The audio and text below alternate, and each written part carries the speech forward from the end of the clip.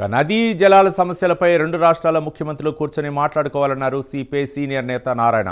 తెలుగు ప్రజల శ్రేయస్సును దృష్టిలో ఉంచుకొని సమస్యను పరిష్కరించుకోవాలన్నారు.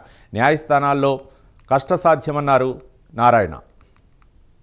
నదీ జలాల వ్యవహారం సుప్రీంకోర్టు దాకా పోయింది. సుప్రీంకోర్టు మళ్ళా ఈ రెండు రాష్ట్రాల మధ్య చర్చించుకోండి, ట్రై పార్టీ పెట్టుకుని చెప్తా ఉన్నారు.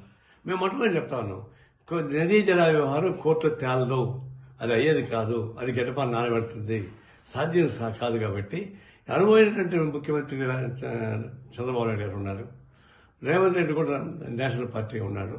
మీరు ఎవరు ఒకరి మీద ఒకరి ఆధిపత్యం కోసం స్టేట్మెంట్ ఇచ్చుకోబాకండి, నాదే ముందు చేయని చెప్పేసి బయట ప్రకటించకుండా 4 గోడల మధ్య ఇద్దరు ముఖ్యమంత్రులు కూర్చొని చర్చించి అవసరం ఎక్స్పర్ట్ సలహా తీసుకొని ఒక నిర్దిష్ట స్వరూపంతో తెలుగు రాష్ట్ర ప్రజలు ఇక్కడ బాగుపడాలి. తెలంగాణలో ఉన్న తెలుగు ప్రజలే, ఆంధ్రలో ఉన్న తెలుగు ప్రజలే.